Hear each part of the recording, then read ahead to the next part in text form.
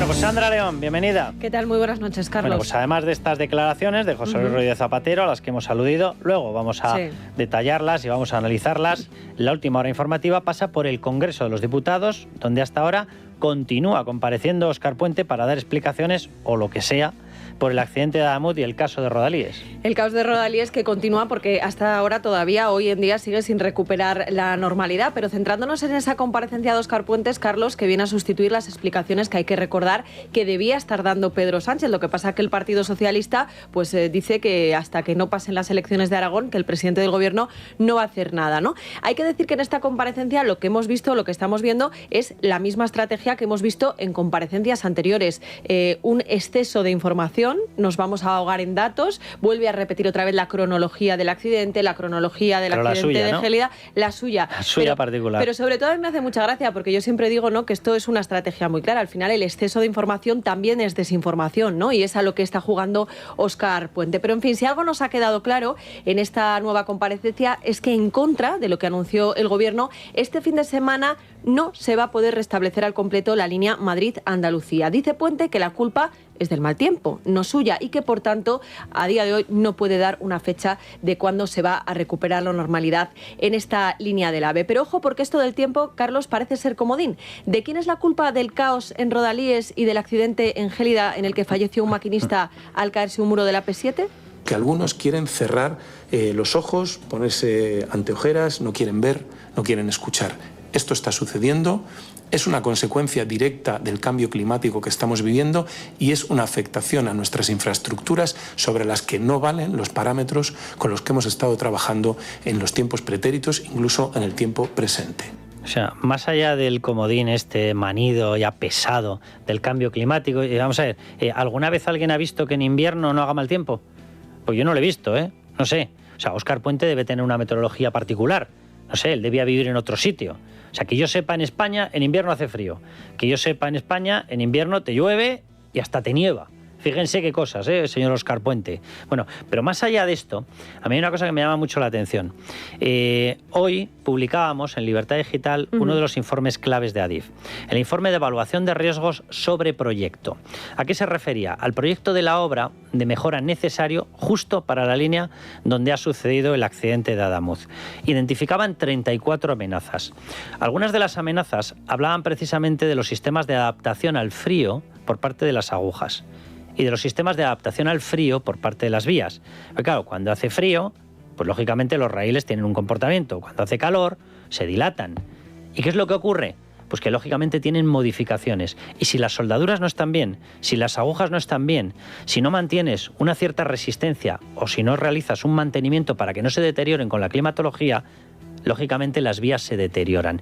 Y yo tengo toda la sensación de que, conscientes plenamente de que el deterioro de las vías por culpa de la falta de mantenimiento puede haber generado más puntos de fisura, están literalmente en pánico con la posibilidad de reabrir vías.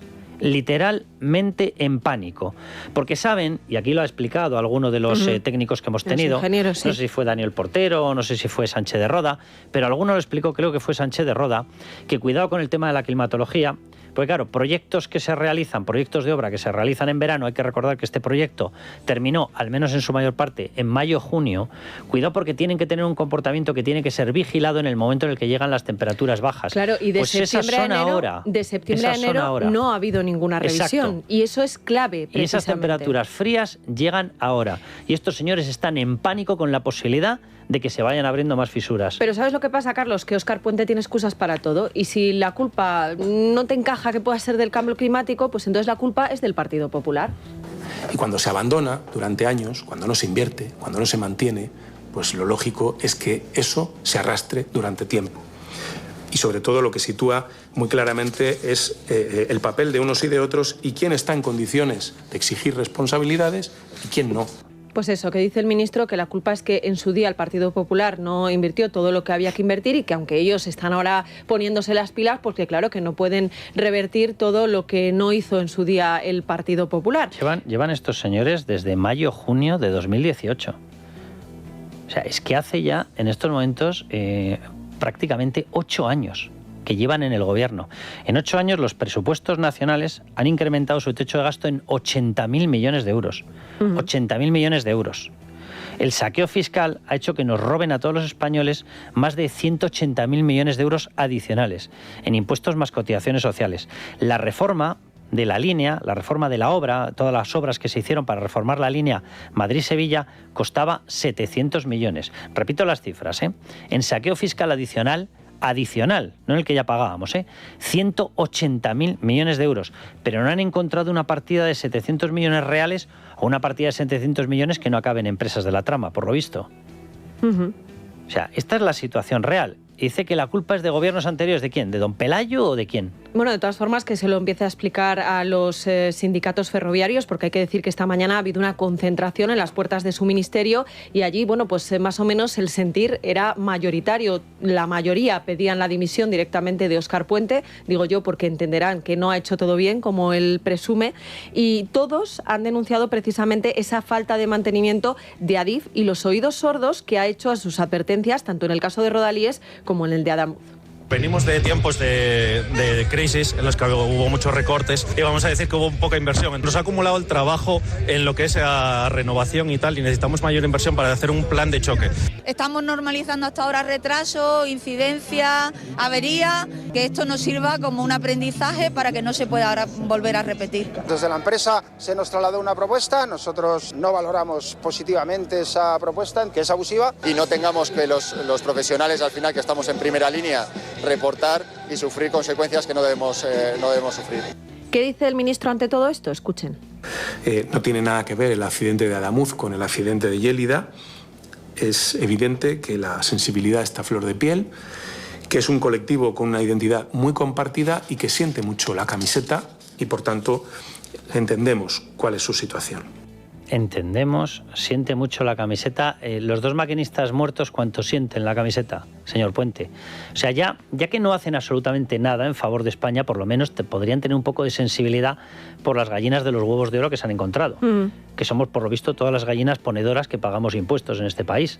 O sea, les damos olímpicamente lo mismo. Totalmente. O sea, hemos pasado del suflé emocional a que tienen, claro, la emotividad y la sensibilidad a flor de piel. A lo mejor usted debería tenerla algo, por lo menos tenerla. Y luego ya se la intentaríamos encontrar a flor de piel o no sé dónde. Pero por lo menos que la tenga. Es verdad que él presume de que, ya nos lo dijo el otro día, que es que le criticamos porque en el fondo sabemos que lo está haciendo todo maravillosamente, ¿no? 47 muertos lo atestiguan, sí. No debe tener de todas formas la conciencia muy tranquila, porque hay que decir que mañana se va a reunir precisamente con todos los sindicatos ferroviarios para intentar evitar esa huelga que hay que recordar que comienza el próximo lunes en todo el sector ferroviario. Es decir, hoy teníamos una concentración, una protesta en las puertas del ministerio, pero lo gordo viene realmente a partir del lunes y eso es precisamente lo que quiere evitar Óscar Puente, que, como digo, mañana se va a reunir con los sindicatos. Mira, se me ocurre una propuesta. La inversión española en alta velocidad de Adif ronda los 670, 680 millones. Si cogemos los 4.700 millones que el inhabilitado para la política, pero rehabilitado por Pedro Sánchez, Oriol Junqueras, aseguró que le van a caer con el nuevo sistema de financiación para Cataluña, y los dividimos, nos salen para 7 años de reformas. Oye, metemos los 7 años en uno y nos queda por fin una alta velocidad digna de los españoles. Vaya, señor Óscar Puente, con esta propuesta. Vaya, o vaya con alguna, que va a ser toda una novedad. Porque desde luego, si va donde los ferroviarios para decirles que han pasado el suflé emocional a tener la emotividad o la sensibilidad a flor de piel, no sé, le auguro un resultado maravilloso. Luego hablaremos de todas formas con sindicatos ferroviarios y veremos a ver qué opinan sobre esto. Pero al margen de este asunto y del tema Zapatero, la otra noticia del día es la decisión del Gobierno de separar en 2 decretos diferentes, como exigían PP, Vox y Junts, la revalorización de las pensiones y el decreto antidesahucios. Claro, Partido Socialista y Sumar, y lo recordarán ustedes porque lo hemos venido contando, habían dicho que eso ni de broma, que por ahí no iban a pasar, que nada de trocearlo. Ahora ya se justifican asegurando que, bueno, hombre, que da igual, que lo importante es que salgan adelante todas las medidas independientemente de la fórmula elegida. Bueno, pues si hubieran empezado por ahí, ahora mismo los pensionistas llevarían una semana muy tranquilos, ¿no? Respirando tranquilos. Precisamente por eso, hoy buena parte de las preguntas en la rueda de prensa posterior al Consejo de Ministros han ido en esta dirección. Ustedes defendían que el decreto no se podía dividir, no querían hacerlo, una semana después rectifican. Si había una solución y era esta, trocear el decreto, ¿por qué no lo han hecho antes? Si hacen algo de autocrítica, el balance que hacen de estos días, estas semanas en las que si se hubiera optado por esta fórmula que aprueban hoy, sí que hubieran salido la revalorización de las pensiones en un primer momento. ¿Por qué ahora sí, en diciembre ya sabían que no iba a salir, por qué no lo hicieron en el primero? Gracias. Claro, se les ha visto el plumero y prueba de ello es la gran cantidad de preguntas que iban en esta dirección. ¿Qué ha hecho Elma Sainz, la portavoz del Ejecutivo? Bueno, pues ir pasando palabra, no iba respondiendo, a ver si así pues los periodistas iban olvidando de esta pregunta. Claro, acorralada por la gran cantidad de cuestiones que iban en esta dirección, lo único que ha dicho es esto. Mire, plantear esta cuestión de las pensiones, el llevar las pensiones de una manera u otra, como en términos de victoria o de derrota, como estoy escuchando a algún representante del Partido Popular, bueno, retrata a quien lo está haciendo. Yo creo que la victoria es de los pensionistas. Anda, que tener casi 800 asesores en Moncloa para que te den este argumentario, sí que es ridículo, ¿eh? O sea, ¿pero quién ha utilizado a los pensionistas? ¿Quién los ha utilizado para obtener una supuesta victoria política? ¿Cuál es el problema? Que ya la sincronizada ya no carbura. Y claro, ya esta historia de vender, es que esto no es que fuera mercancía vieja, es que era un besugo de hace 3 meses, que lo habían dejado, vamos, a tostarse al sol. O sea, ¿pero cómo pretendía alguien que se fueran a creer? No, es tan fácil como que yo tramite la actualización de las pensiones por separado, no que me niego. ¿Por qué? Porque de esta manera te meto de rondón el decreto pro ocupas, el decreto de defensa de los ocupas, porque si no, no hay manera de sacarlo. Porque le tengo a Junts de uñas, le tengo a PNV de uñas, claro. Hasta estos partidos están de uñas ya con esto, con el tema de los ocupas. ¿Por qué? Pues porque les están saliendo partidos que están diciendo no, ocupas no, en concreto a Junts. Ya está, esta es la historia. Esa es la segunda parte de la historia. Y se negaban para poder apuntalar el sillón de Pedro Sánchez. Señora Elma Sainz, ¿quién ha utilizado a los pensionistas? O sea, ¿quién quería granjearse por debajo de las pensiones todo lo que le estaban pidiendo los partidos, Podemos, Sumar, Esquerra, etcétera, que estaban pidiendo el apoyo a los ocupas? ¿Quién lo ha hecho? Lo han hecho ustedes, ¿no? O sea, que esto de victorias o derrotas... Claro, el Partido Popular ha dejado claro que, bueno, pues efectivamente si hubieran empezado por ahí hubieran revalorizado las pensiones y que, por tanto, ahora mismo los pensionistas no tienen que tener ninguna intranquilidad porque efectivamente lo han desglosado y, por tanto, ellos van a votar a favor de esa revalorización. Claro, solucionado este asunto, ahora el principal punto de fricción está en ese decreto antidesahucios que impide a miles de propietarios echar a sus ocupas desde el año 2020, porque recordarán que esta medida se aprobó entonces con la pandemia como excusa para no dejar a nadie en la calle en medio de una crisis, pero desde entonces se ha ido prorrogando a pesar de que el coronavirus pues hace mucho tiempo que afortunadamente quedó atrás. ¿Qué se ha sacado ahora de la manga al gobierno para convencer a sus socios? Escuchen a su portavoz, Elma Sainz. Las dos novedades: en el caso de propietarios de 3 o más viviendas no se ejecutará el desahucio cuando haya un contrato previo y el propietario no sea vulnerable. Y además las personas propietarias de 1 o 2 viviendas no se verán afectadas por la prórroga de este escudo social y serán los servicios sociales los que tendrán la responsabilidad de buscar una alternativa habitacional de emergencia. Es decir, aquellos que tengan una vivienda en alquiler, porque se entiende que la otra es en la que ellos viven, pues a priori podrán recuperar a su vivienda y por tanto echar a los ocupas, pero el resto no. El resto tienen que seguir manteniendo a los ocupas. No, y si estás por encima de 3, casi peor. No, totalmente. Claro, si estás por encima de 3, básicamente ya sabes que no vas a conseguir recuperarla. No. Con lo cual, cuidado con esta historia y este decreto, porque aquí se quiere apuntar PNV y dice, les hemos doblado el pulso. Sí, ustedes lo han doblado al estilo boina, porque se lo han doblado y realmente algo ha sacado Podemos. Porque en el fondo ustedes en PNV dependen, para el gobierno del País Vasco dependen del Partido Socialista. Así que su fuerza es la que yo les explique. Básicamente ninguna. O sea, a los de una vivienda pelearán por ello. A los de una o entre una vivienda y 3, pues más o menos los dejan como estaban, que no estaban consiguiendo echarlos, pero no les bloquean del todo. Y a los de más de 3 les bloquean del todo. Claro, ellos se sacan de la manga ahora, dicen, bueno, si el propietario que tenga 3 o más viviendas demuestra que es vulnerable, el propietario, pues entonces sí le dejamos recuperar su casa. Y es como, es que sobre el papel esa persona nunca va a ser vulnerable porque le van a decir que tiene 3 viviendas. Entonces al final es una cosa de la contraria. Bueno, a pesar de todo esto, para Podemos es un escándalo, un pacto criminal, dicen, porque no habría que echar a nadie. Desde Izquierda Unida piden que la prohibición de los desahucios se blinde por ley. Pero vamos con el otro bloque, que es el que tiene la llave, el de aquellos que rechazaban el decreto antidesahucios. ¿Han cambiado de opinión con esta nueva oferta del gobierno? Miriam Nogueras, portavoz de Junts.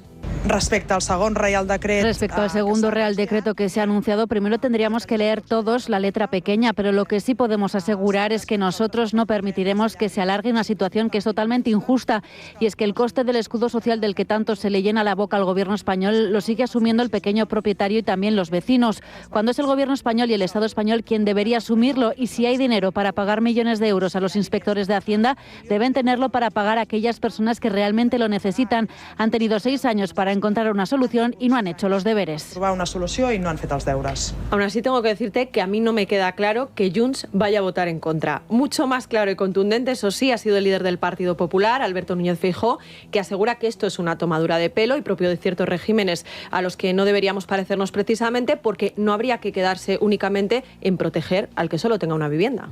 O sea que ahora, si una persona tiene una vivienda y no le pagan el alquiler, entonces procede el desahucio. Y si una persona tiene 2 y no le pagan el alquiler, entonces esa persona tiene que dejar de cobrar el alquiler. ¿Usted cree que esto es un país democrático donde un derecho constitucional, como es el derecho a la propiedad, queda anulado por el gobierno del señor Sánchez y sus socios? Es que vamos a ver si nos enteramos de una cosa. Si alguien consigue tener, fruto de su trabajo, de sus esfuerzos, 2 viviendas, enhorabuena. Si consigue tener 4, enhorabuena multiplicada por 2. Si consigue tener 10, chapó. Si consigue tener 200, me quito el sombrero. Si consigue tener 1000, le hago un busto. O sea, ¿pero de qué vamos en este país? O sea, el derecho a la propiedad significa que el que se esfuerza, el que trabaja, tiene derecho al fruto de su trabajo. Se llama justicia. Y yo a toda esta gente envidiosa que deambula por ahí por las calles, es que es rico, es que tiene más de 3. Ah, sí, pues ponte a trabajar, hijo mío. ¿Sabes? Y cuando tú acabes de trabajar, que a lo mejor el otro sigue, mira por la ventanita y si le ves trabajando, te explicarás por qué tú tienes menos dinero que él. Porque él sigue trabajando. Es así de simple. O sea, un derecho a la propiedad es un derecho a la propiedad. Y no lo pisotea absolutamente nadie en los países serios. Y hasta que no nos creamos esto, pues seguiremos siendo un país de quinta regional. Esta es la historia. Que, por cierto, de las declaraciones de Míriam Nogueras, no sé, esto es elucubración mía, ¿eh? Yo ya se lo adelanto, estoy sensible, porque sí, es que hoy he recibido la última inspección fiscal. ¿A Míriam Nogueras crees que también le ha caído Me una? da, no sé qué me da, que a Míriam Nogueras dice tanto dinero para pagar inspectores. Míriam Nogueras, somos primos hermanos en esto de la inspección fiscal, el resto ya le digo yo que ni no. De broma, que ni de broma. Yo simplemente para que la gente le quede constancia, y a mis amigos de Hacienda también, no saben ustedes por dónde me paso las inspecciones. O sea, gracias a Dios estaba hablando con el despacho y vamos a ir a por todas siempre. O sea, llevo, desde que publiqué el último libro de Pedro Sánchez, mayo del año pasado, creo que son 24 notificaciones fiscales.